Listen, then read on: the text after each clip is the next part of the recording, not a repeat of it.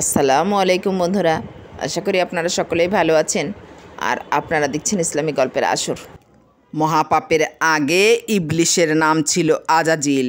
নাক্কাশ বলেন তার উপনাম হলো আবু কারদুস।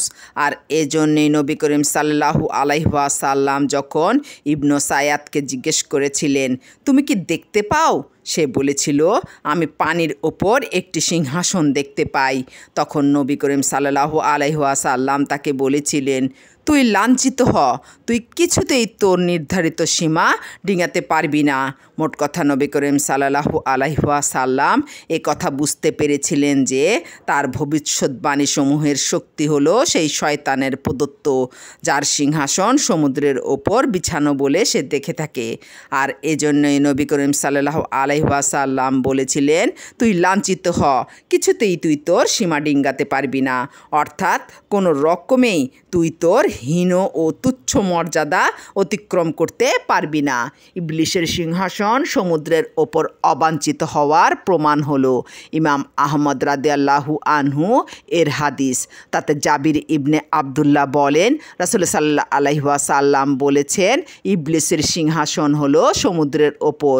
প্রত্যহ সে তার বিভিন্ন বাহিনী প্রেরণ করে, যারা মানুষের মধ্যে হাঙ্গামা সৃষ্টি করে, মানুষের জন্য সেরা ফিতনা সৃষ্টি করে।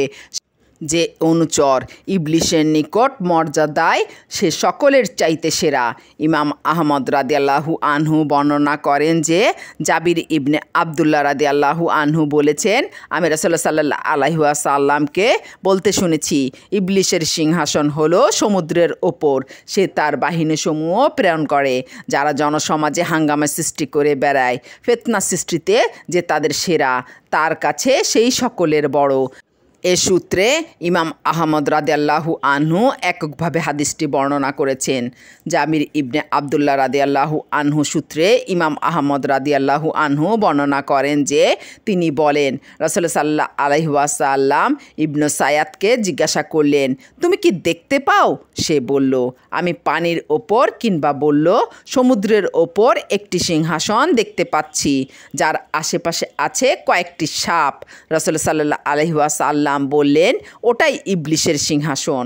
ইমাম আহমদ রাদিয়াল্লাহু আনহু মুসনাদে আবু সাঈদে বর্ণনা করেন যে আবু সাঈদ রাদিয়াল্লাহু আনহু বলেন, রাসূল সাল্লাল্লাহু আলাইহি ওয়াসাল্লাম ইবনে সায়াদকে বললেন, তুমি কি দেখতে পাচ্ছ?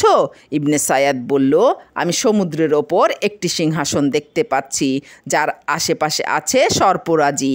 এ কথা শুনে রাসূল সাল্লাল্লাহু আলাইহি ওয়াসাল্লাম বললেন, ও যথার্থ বলেছে, ওটাই ইবলিশের সিংহাসন। ইমাম আহমদ রাদিয়াল্লাহু আনহু বর্ণনা করেন যে জাবির রাদিয়াল্লাহু আনহু বলেন, রাসূলুল্লাহ সাল্লাল্লাহু আলাইহি ওয়াসাল্লাম বলেছেন, শয়তান এ ব্যাপারে নিরাশ যে সালাত আদায়কারীরা তার ইবাদত করবে, কিন্তু পরস্পরে বিভেদ সৃষ্টি করার প্রচেষ্টা তার অব্যাহত রয়েছে।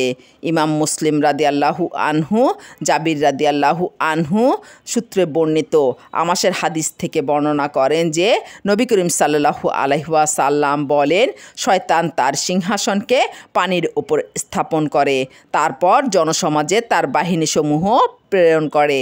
তার দৃষ্টিতে ফিতনা সৃষ্টি করায় যে যত বড় মর্যাদায়, সে তার তত বেশি নৈকট্যের অধিকারী। তাদের কেউ একজন আসে আর বলে যে আমি অমুকের পেছনে লেগেই থাকি, অবশেষে তাকে এমন অবস্থায় রেখে এসেছি যে সে এমন এমন জঘন্য কথা বলে বেড়াচ্ছে। এ কথা শুনে ইবলিস বলে, না, আল্লাহর শপথ, তুমি কিছুই করনি। আবার আরেকজন এসে বলে, আমি অমুক ও তার স্ত্রীর মধ্যে বিচ্ছেদ ঘটিয়েই তবে ছেড়েছি। রাসূল সাল্লাল্লাহু আলাইহি ওয়াসাল্লাম বলেন, এ কথা শুনে শয়তান তাকে কাছে টেনে আনে আর বলে, কত উত্তম কাজই না তুমি করেছো।